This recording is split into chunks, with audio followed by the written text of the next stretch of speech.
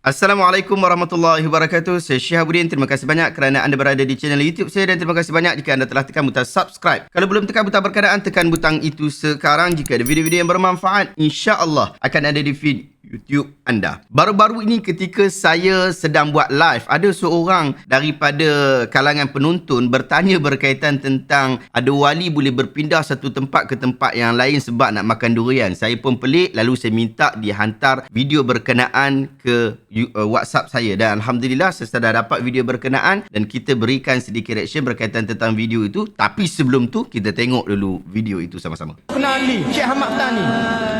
Duduk Mekah. Hotel kita hari ni dengan Tok Guru dia. Tok Guru dia kata, kita buat makan sikit. Katanya Tok kenali, tak apa. Tok Guru, ambo hari ni special. Gapo dia? Pulut derian Tok Guru. Tok Guru dia kata, "Dek, kau nak cari pulut derian?" Tak apa. Dia tak nak. Tani tu maghrib. Dia ambil lepas ngajar iso, klik ambil di tani, panas-panas lagi pulut derian tu. Dia ambil depan Tok Guru dia. Hari ni ambo tak nak tani ni, pulut derian. Dia guna gapo Tok kenali? Unggah. Menerak kalau unggah. Kapal tu kan? 9 je lah ni kapal tu kan? Dia maghrib dengan isya gitu kan? Tok Guru Haji Daud Bukit Abah masuk dalam bilik dia, bilik suruh dia. Pah tutup, pah ke Mekah. Guna gapo? Orang lah ni malah guna rohani dia. Dok pakar jasmani. Bapa teori orang kafir nak halal kita daripada tahu rahsia kita ni. Khalifah atas muka bumi. Ingat setahun ni kau khalifah Tuhan. Ni tepuh ming kepah beleping. Belago ping. Tak jadi apa. Bapa kita jadi khalifah. Kenapa lah khalifah ni ketua? Kalau bos tahun ni bisa orang lain nak jadi ketua lah ke mana? Nah. Oh, kat TikTok. Okey, baik. Kita dah tengok video berkenaan sama-sama tadi. Orang rohani, kata Ustaz, orang rohani yang bersih hati menggunakan kekuatan ruh. Seolah-olah ada super power macam Marvel tu atau cerita-cerita superhero fantasi yang lain. Dia ada kekuatan dalaman yang orang lain tak ada. Sehingga dia boleh buat perkara yang mustahil, iaitu kekuatan super power daripada rohani. Sahabat-sahabat, kalau Ustaz Muhaizat kata ini adalah cerita fantasi, cerita reka-reka, mungkin tak ada masalah. Tapi dia menyandarkan ini kepada agama, maka perlu kepada penelitian. Dalam cerita Ustaz Muhaizat ini, beliau mendakwa bahawa apabila Ustaz Wan Ahmad Fatani rahimahullah nak buat kenduri, nak bagi makan-makan, Tok Kenali bawa pulut durian khusus daripada Fatani. Sebelum maghrib balik Fatani dan masak, kemudian lepas insyak siap dah boleh kenduri pulut durian dah. Tanpa dia naik kapal terbang, tanpa naik kapal laut. Ini kisah cukup merapu. Apabila tonton video ini, saya ada beberapa persoalan yang mungkin boleh dirungkai bersama. Kalau anda yang menonton, anda ada jawapan terhadap persoalan-persoalan saya ini, anda boleh tolong komen di ruang komen di bawah. Mungkin kita boleh mengambil manfaat ilmu. Pertama, Syekh Ahmad Fatani memang dilahirkan di Fatani. Tetapi bila umur beliau 4 tahun atau 6 tahun, beliau berhijrah ke Mekah dan tak pernah pulang lagi ke Fatani selepas tu. Jadi bagaimana dia boleh teringin nak makan sungguh pulut durian? Berpuluh-puluh tahun beliau hidup di Mekah dan hanya 6 tahun duduk di tanah Melayu. Pelik juga kalau dia punya favourite adalah pulut durian. Tu saya pelik lah, itu yang pertama. So, isu pulut durian kena angkat kat sini tu, saya rasa cukup menjanggalkan. Yang kedua, power rohani Tok Kenali yang diceritakan oleh Ustaz Muhaizat ni sungguh pelik. Kenapa bila lapak saja mampu balik sampai ke Patani, sedangkan jarak Patani dengan Mekah tu cukup jauh. Tetapi bila Tok Kenali pergi Mesir dengan gurunya Wan Ahmad Fatani untuk lawatan ilmu, beliau mengambil masa yang panjang untuk sampai. Tak pernah pun kita dengar bahawa Tok Kenali pergi ke Mesir dengan sekelip mata saja. Guna power rohani. Tak ada. Sepatutnya kalau nak guna super power rohani tu, gunalah pada perkara yang penting seperti pergi menuntut ilmu, berjihad, menyelesaikan masalah masyarakat setempat dan sebagainya. Bukan guna untuk memenuhkan tembolok perut sahaja. Saya fikir ini satu penghinaan kepada Tok Kenali dan gurunya Syekh Wan Ahmad Fatani. Apatah lagi kalau dia boleh balik ke Patani macam tu saja sekejap sungguh. Kenapa dia tak bawa orang Patani pergi haji sekali? Kemudian dia angkat juga isu Tok Guru Haji Daud yang pergi haji mudah saja. Buka pintu saja dah sampai Mekah. Macam cerita Doraemon. Sebab Doraemon ada pintu sesuka hati. Tapi memang pandai Fujiko Fujio yang lukis Doraemon tu. Sebab dia namakan pintu Doraemon dengan pintu sesuka hati. Akhirnya akan wujud orang yang menggunakan pintu Doraemon tadi sesuka hati dia saja. Sampai dalam bab agama pun dia sesuka hati saja sebut. Persoalan saya yang ketiga ialah, jika betul wujud superpower rohani kepada para wali sehingga boleh berpindah satu tempat ke tempat yang lain dalam sekelip mata sahaja untuk makan kenduri durian atau pergi Mekah ikut suka dia bila-bila masa, adakah anda nak kata Tok Wali lebih baik daripada Rasulullah? Rasulullah SAW sendiri tidak menggunakan superpower seperti ini sehingga perjalanan pergi hijrah, pergi perang, pergi haji balik perang, perjalanan dakwah memakan masa yang lebih panjang. Adakah Tok Kenali lebih baik daripada sahabat-sahabat Nabi yang mereka tidak ada superpower seperti Tok Kenali tiruan Ustaz Muhaizat ini? Bahkan kita lihat di dalam pelbagai perang telah diminta oleh Nabi SAW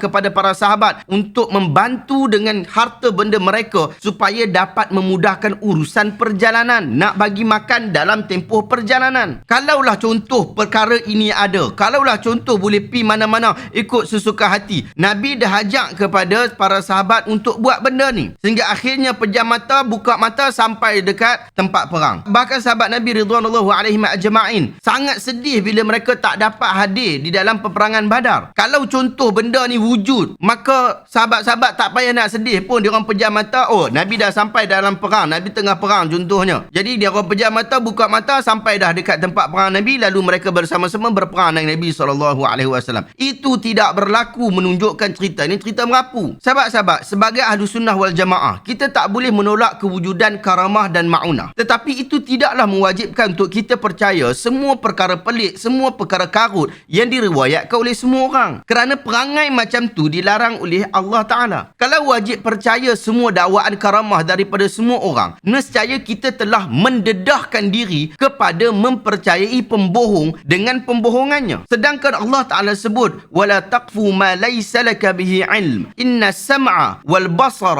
وَالْفُؤَادَ كُلُّ أُولَئِكَ كَانَ عَنْهُ مَسْئُولًا. Jangan kamu kata sesuatu yang kamu tidak mengetahui, kerana pendengaran, penglihatan dan jantung hati kamu, semua itu akan dipersoalkan oleh Allah. Anda rujuk dalam surah Al-Isra ayat 36. Nabi SAW juga sebut, kafa bil mar'i kadhiban an yuhadditha bikulli ma sami'. Cukuplah seseorang itu dianggap sebagai seorang pendusta, pembohong apabila dia ini jenis yang ceritakan semua benda yang dia dengar. Hadis ini adalah hadis sahih riwayat Imam Muslim. Karamah dan ma'unah yang wajib kita percaya hanyalah karamah dan ma'unah yang diberitakan daripada riwayat-riwayat yang sahih sahaja. Selain daripada itu, tiada sebarang kewajipan yang mengikat kita untuk percaya. Kita percaya dengan yakin karamah yang berlaku kepada Maryam sehingga beliau boleh makan daripada makanan yang Allah berikan secara langsung. Kita percaya karamah yang diberikan kepada seorang lelaki sehingga dia boleh memindahkan istana Balqis dalam sekelip mata. Kerana karamah-karamah berkenaan disebutkan dalam dalil-dalil yang jelas dan sahih. Tetapi apabila ada dakwaan karamah kepada seseorang yang datang daripada pelbagai cerita yang diragui, sama ada jalan cerita itu sendiri pun meragukan atau si tukang sampai itu memang banyak kes menipu atau tidak teliti dalam mengambil riwayat, maka tiada kewajipan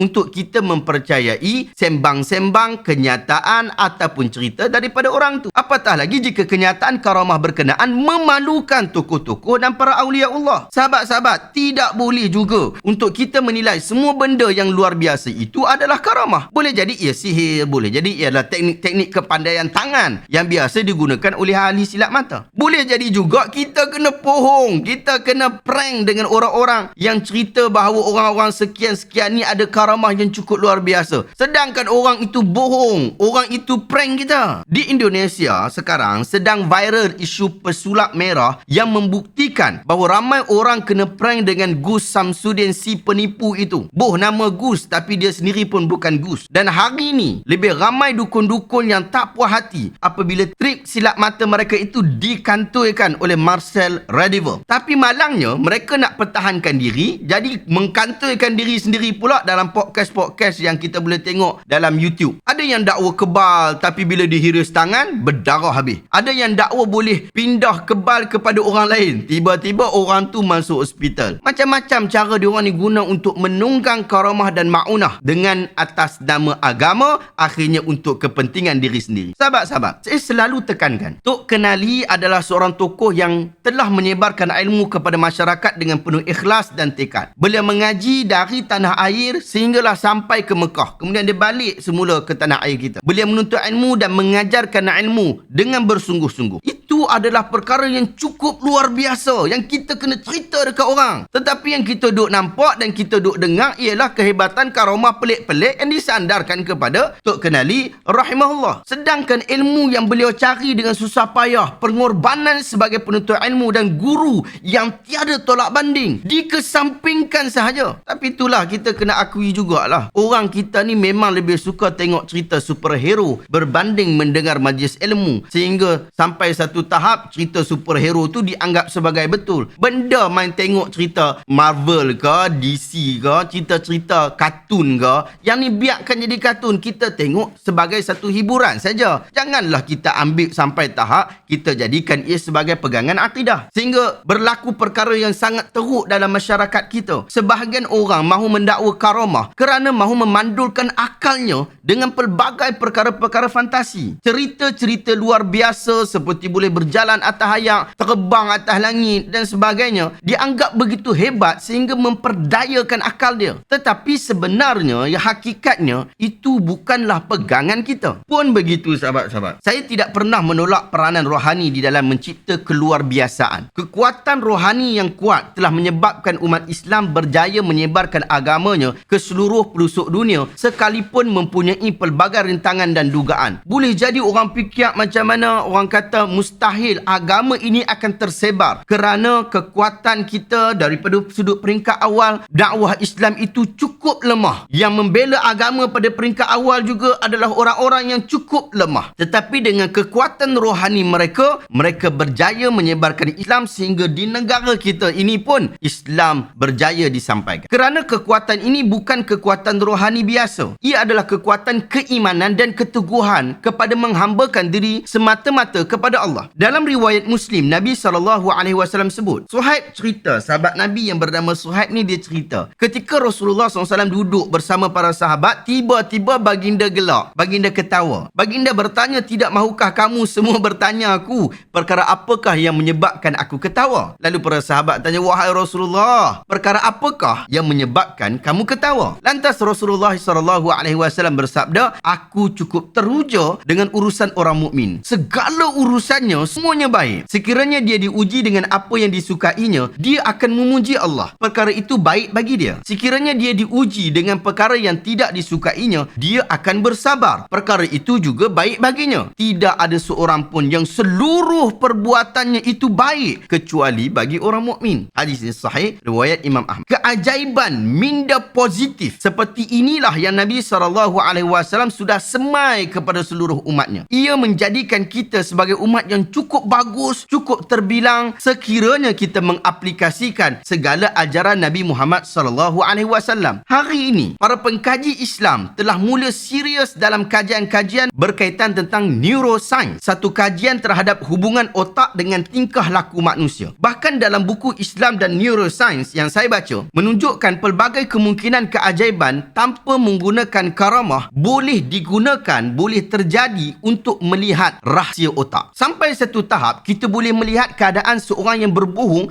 atau niat baik dan niat jahat hanya dengan menggunakan alat merangsang otak tanpa ilmu laduni. Sampai satu tahap, otak boleh dirangsang sehingga cenderung melakukan solat dan bersahsia baik dengan alatan-alatan neuroscience. Sampai satu tahap, walaupun kita belum sampai ke tahap ini, terapi magnetik atau elektrik pada kawasan otak tertentu dapat membuat seseorang yang kurang pandai lebih pintar, yang jahat menjadi baik dan yang kurang beragama lebih warak. Ini semua adalah keajaiban yang pelik-pelik yang boleh tercipta dengan jentikan pada otak yang menjadi makanan utama pada rohani. Pun begitu, masih adalah perbincangan berkaitan tentang hubungan akal dan otak yang dibincangkan oleh pakar-pakar neuroscience Muslim kita seperti Profesor Datuk Dr. Jafri Malin bin Abdullah, Profesor Dr. Zamzuri Idris dan lain-lain daripada kalangan pakar-pakar orang Islam kita, orang Malaysia kita. Anda boleh baca buku yang saya baca ini berjudul Islam dan Neuroscience, Isu dan Cabaran. Yang ini terbitan daripada penerbit Hakim. Ia akan memudahkan kita untuk memahami perkara-perkara yang menarik di dalam isu agama. Keajaiban itu bukan sekadar dengan kita mendengar karamah orang itu, mendengar karamah orang ini, tetapi apabila kita membuat kajian yang lebih mendalam, itu juga adalah keajaiban yang Allah Ta'ala memberikan kepada kita, ilmu yang Allah Ta'ala berikan kepada kita. Sebab tu Allah Ta'ala sebut di dalam Al-Quran, di dalam surah Al-Mujadalah, yarfa'illahu alladhina amanu minkum walladzina utul ilma darajat. Allah Ta'ala